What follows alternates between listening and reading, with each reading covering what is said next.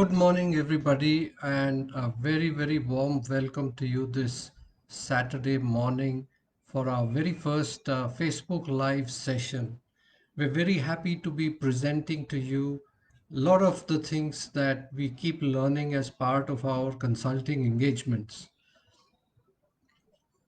We have realized over the last many years that a lot of changes which we try to implement at our client places heavily depend on the quality of manpower available to actually execute on the ground. And one of the biggest realizations has been that we end up hiring the wrong kind of people in most organizations, leading to a kind of a bottleneck in our ability to implement things that we want to achieve. And when you hire the wrong person, what really happens? The first and biggest thing is you have a lot of stress, a stress which uh, the manager of this person goes through. You want to implement so many things, but the guy isn't able to implement it. There is a lot of tension within the teams, and the whole exercise of having this person in the organization is extremely stressful. The second thing which happens is there is a lot of resources wasted. It could be the money you spent on the person to actually hire him, the amount of money you pay to the consultant to hire him, the amount of money you lose in terms of the opportunities that you couldn't grab because the person wasn't able to do it. So there's a whole lot of monetary cost or the monetary impact of having a wrong person in the organization. After all this happens, when you realize that this isn't going anywhere, you probably would initiate separation from the employee, and that becomes another very, very messy exercise. There is a lot of stressful exchange of thoughts, words, actions, and it finally tires you out completely to actually have the last nail, in this engagement or in this particular employee engagement that you have had. So it's very the whole thing leaves such a bad taste in the organization that it takes a while for everybody to come back into a normal cordial way of working, and this is something I've seen happening in so many different engagements, so many different clients. And the more senior the person is, the more painful it is. So it's extremely important that we know what we need to avoid or what we need to get right when we actually go about hiring someone new. So in this Facebook Live session, I would like to talk about some of the common mistakes I have seen made when hiring people. And I want to talk about them. And wherever you have a question, you could please type them in the comments. I will come back to you, pick up each question, and give you my insights on how I feel these situations need to be handled. So let's get on with it. When we talk about mistakes which we make, okay, the first and kind of like the elephant in the room is uh, when you are going about hiring, the biggest mistake which I have seen is people do not have clarity on what exactly they want from that role. So the first and the most important activity which people fail to do is to clearly define what you want from that particular candidate or from that particular role. Now, this what can be defined as, you know, writing down the job description clearly, what you expect the person to do. You could write down what kind of skills you expect the person to have. So when we say skills, there are three types of skills. You have functional skills, you have behavioral skills, you have technical skills, and it varies from role to role, but broadly, these are the skills we look for. Then there is a question of the background. Do you know what kind of an education do you want the person to have? How many years of experience you want him to have? What specific kinds of roles you expect him to have held? For example, if you're hiring for a very senior managerial position, you may want to have a person who's already done this for 2 or 3 years so that there is a verifiable experience.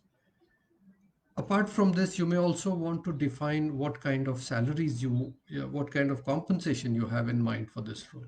So all this is the basic groundwork which 70 to 80% of the people whom I have seen struggling with bad hires, they've got it wrong at this step.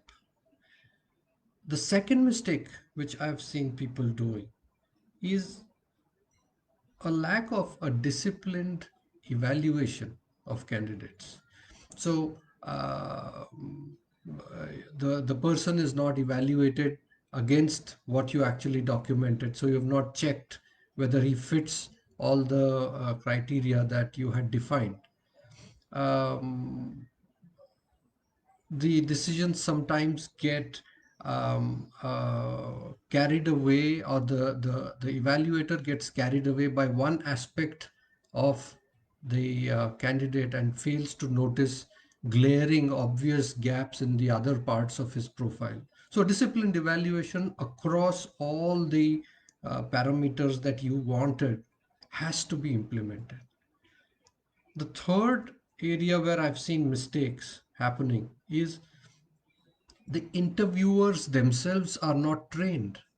So you are having a panel of people to interview, select someone without having the right kind of training to be an interviewer. So being an interviewer is a very big responsibility.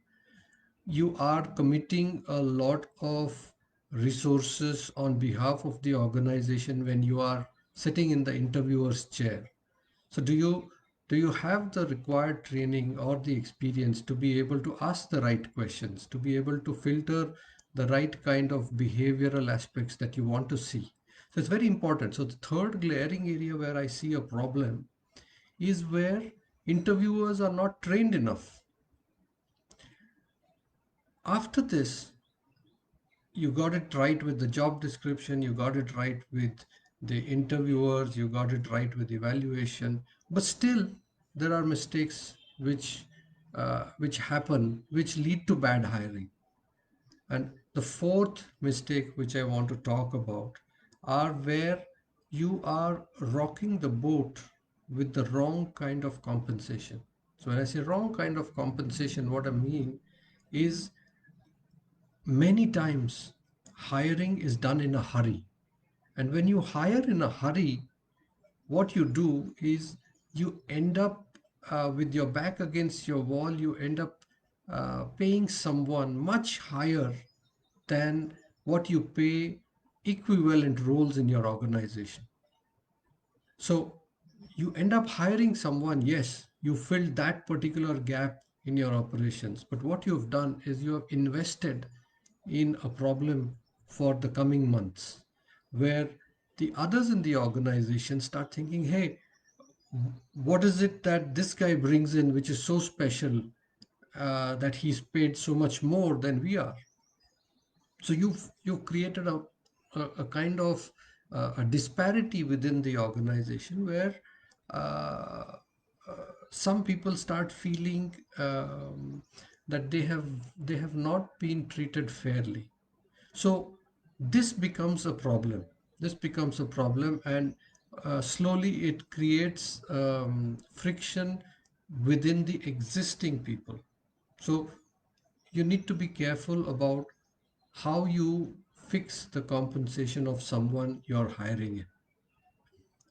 And the fifth mistake, which I want to talk about, which people often do when they are hiring, um, is being unrealistic about compensation. So you would like to hire a real star, which is very good. You want to have someone very capable, very promising, very ambitious, having the drive, the energy, wanting to do a lot for you, but you do not wish to pay him what is commensurate with his skills. You would like to cringe on how much you want to pay, but you're expecting the moon. So what typically happens is you would find someone who's probably in a desperate situation to get himself employed. And this is happening quite often these days because of the pandemic related layoffs, which are happening in many businesses. So there are a lot of very capable, very talented, very charged up, high performing, high potential candidates.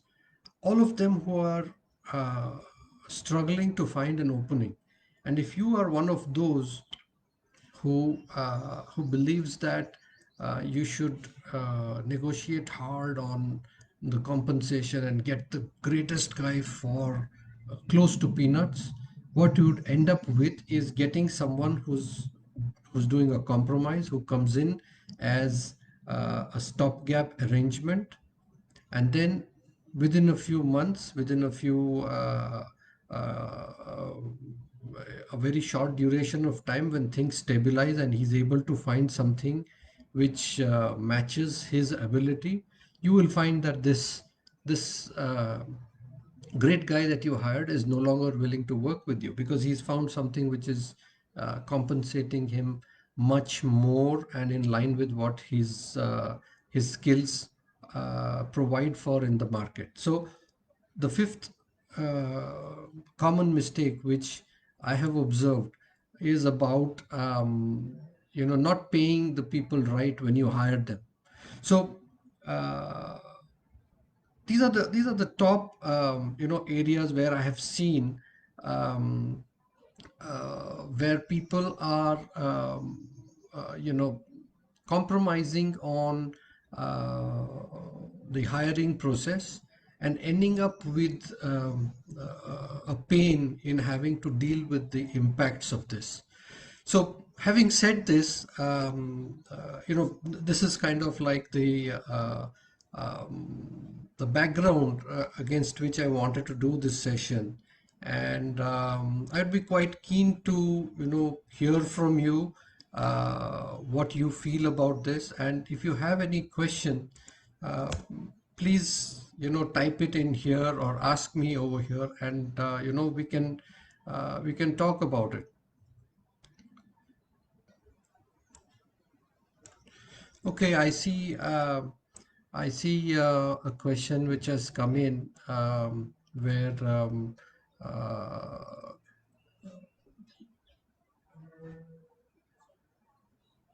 it says normally it's difficult to match the salary of existing staff with a newcomer. So it's a very typical situation. Yes, often when a person leaves the organization, um, the person has been in the company say for a few years, and his growth in terms of compensation has been in line with the normal trend. However, typically out in the market, you would find an equivalent candidate for a slightly higher salary or a slightly higher level of compensation. And with the pressures of the business, you're in a hard pressed situation to hire. And if you're normally the HR manager, where people are questioning you about how quickly you're able to hire, um, what happens is you want to bring that guy in for the higher salary, but it's difficult to fit him into the organization. So a good way to approach this would be to look at hiring someone who is not the exact equivalent, but someone who is maybe a year or two still in the process of coming into that role. So you have enough headroom to allow him to grow in your organization. So you still get someone who has the skills for the role, but maybe you have compromised a little in terms of the experience he has. Or the other way to do it would be to look at someone from a slightly lower tier company. So like if you're a tier 2 company, hire someone who performs the same role from a tier 3 company, and then you will find that you're able to manage within your compensation bracket. This is one of the experience which I wanted to share about how we did it in one of our places. So next question coming up is, um there is a challenge when new staff joins at a higher salary and is not able to deliver, and we have to relieve him. Yes, so it's a very good question. Uh, in spite of everything that you do to make sure that you're hiring right, you may still not be able to get the best person. And um, I can tell you that over the last 10 years that I have been working as a consultant, um, the ratio of getting a perfect right in hiring would probably be about 50 to 60%. There are still those 30 to 40% of hirings which I have personally been involved in spite of using all the tools, all the expertise, all the uh, techniques available to hire. I still have been part of some hirings which went very wrong, some hirings which were just about average, and some hirings which were, okay, but then I personally felt that I could have done better. So we should be open to the fact that a hiring can go wrong despite the best efforts. However, um, when you get a candidate on board at a higher salary, firstly, let us be clear that when we are hiring this person, we have at least made sure that we have done all the required checks from our side. So have we defined our is the job properly defined? Has the person been properly evaluated? Have you checked all aspects of his experience? Have you done a background check to verify from his previous employers, previous managers? Have you actually paid him right? I mean, paid him right can work both ways. You pay him less than what he's supposed to be paid, or you overpay him. So it's a balance. So get it right. And at the end of it all, if the person is not working out, uh, well, the earlier you face the situation, sit across the table, discuss, give him the opportunity to improve, get expectations clearly aligned, give him the right tools, resources, and if it doesn't work out, as soon as possible, close the engagement, move on, find someone more capable. This is the best way to deal with it. Uh, Another question which is coming up, it says, um, how can we judge someone about his or her mentality in an interview session? This is like the the most difficult part of an interview. Um, Being able to judge someone's mentality in an interview. Now, what I feel is, when you hire someone, uh, his success at his job depends on two things: the skill, and secondly is the will. Most interviews are heavily focused on the skill, the experience, the capability, and the will part is what comes out of his behavioral aspect. So there are many things that you could do in an interview to be able to focus on the behavioral side. Okay, at one of our clients' places, we have implemented a behavioral analysis tool, which gives a fairly good behavioral profile of the person with a written test. So you could You could do that. Another technique which you could use is what is called as a behavior interview technique. A behavior interview technique is where uh, you take the candidate through scenarios in his experience which are very similar to the ones you expect in the current area of work or in your organization. And when you tell him that in such a situation, how did you manage? So, for example, if you're hiring someone in sales, um, you can tell him that give me an example where you closed a very difficult sale. And when the person actually goes back in time into his own personal history and talks about how he handled that situation, it gives you a good idea of how the person reacts in a real life environment. You need to also spend a lot of time understanding him as a person, which means understanding his family background, understanding his socio-economic background.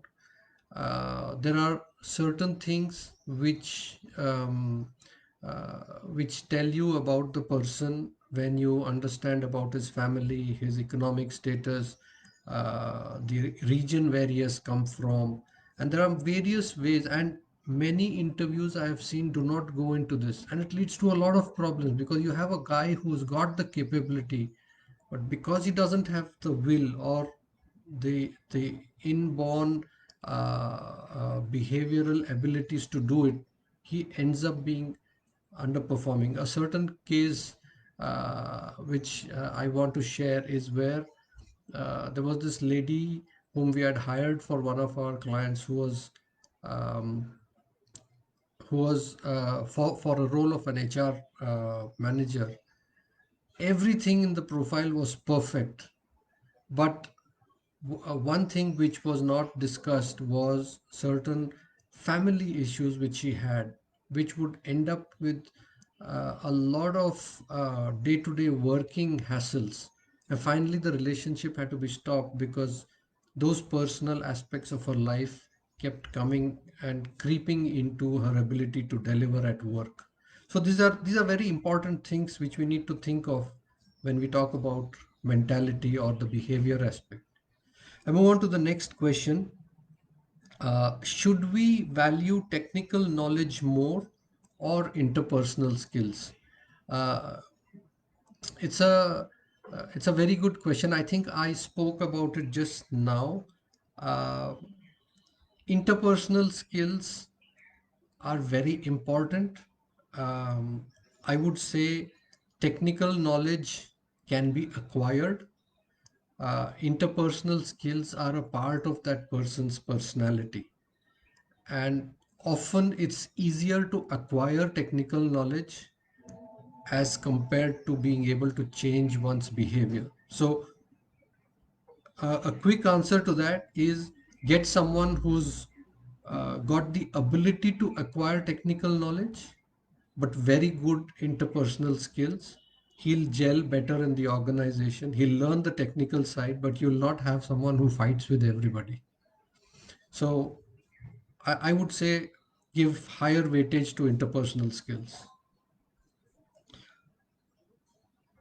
Next question, is a lower salary for first 3 months and then a step up in salary based on performance a workable solution?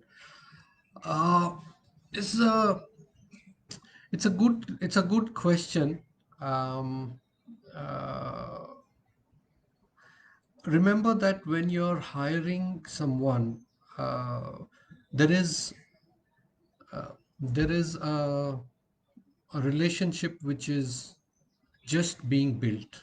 Okay, so there is a trust gap between the employer and the employee. Both of them do not know what to expect from the relationship. If you're hiring someone very good, very capable, and you still aren't sure about his ability to deliver, instead of keeping it conditional, maybe what you could do is you could say that I would like one more round of discussions with you. I would like you to make a presentation to me on this area. My personal opinion is, um, have another round of evaluation just to be sure that you're hiring the right person. And if you demonstrate trust at the beginning of a relationship, it goes a long way in making the person feel wanted. Uh, if you're anyway ready to pay him more after 3 months, then why not pay him right in the beginning and make him feel nice that yes, uh, they feel that I'm worth so much. So a person who feels valued will want to prove himself right from the beginning. However, each person has his own way of dealing with things. So if you feel that you want to hire someone at a certain salary and then increase it a little later, don't mention it. Do it after 3 months, and he would actually feel wow about it. He'll say, oh, I never asked for this raise, but I still got it. So it helps you uh, get a little more valued as an employer when on your own you have gone out and done something to appreciate the employee. I would adopt either of these approaches. But putting this conditional saying आप आओ मैं 3 महीना देखता हूँ उसके बाद देखते हैं, you play with the trust element, which you know if you get the trust right from day one, I'm sure he'll feel much happier working for you. Okay, so the next question is, can performance based salary be applied to all posts in organizations like we have for sales guys? Okay, performance based salary is not easy to implement. Okay, it's very easy to talk about it, but very I won't say very difficult. It can be quite challenging because there is a lot of administration required when you implement it.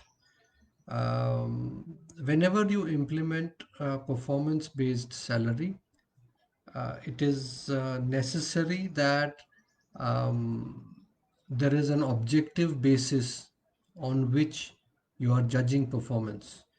So when you talk about the sales team, it's fairly straightforward where you say this is the target, these are the numbers you have achieved, so I pay you so much. You could probably also do it with the operations team, where there are parameters on which you can measure and evaluate performance. What would you do with the support organizations? What would you do with, say, finance? What would you do with administration? What would you do with HR? So it's not very easy. It's not impossible, but it's not easy. So my approach to do this would be, first start with the leadership team. So start with all the department heads. Once all the department heads are aligned and there is a clarity on what each department is expected to deliver, develop your tools by which you will objectively assess each department. Start with that, and then you decide how much you want to go deeper down the hierarchy for performance assessments for pay. Uh, my suggestion is, I have seen this working best when you're able to implement it at the department head level. Um, with the sales team, you can go down up to the salesperson.